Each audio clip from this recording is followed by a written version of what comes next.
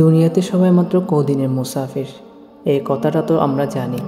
কিন্তু ভিতর থেকে কখনো কি সত্যিকার অর্থে এই অনুভব করছি না? মানে এই যে কত বড় অট্টালিকা বানানো, লক্ষ কোটি সম্পদের পিছনে দৌড়ঝাঁপ, বড় বড় ডিগ্রির ঘলক ধাঁধাই, জীবনের মূল্যবান সময়ের অপচয়, বিয়ে বাচ্চা সংসার, খাওয়া ঘুম, বেঁচে থাকার কসরতে জীবন পার, একসময় বৃদ্ধ হয়ে মৃত্যুর অপেক্ষা, অতঃপর মৃত্যু।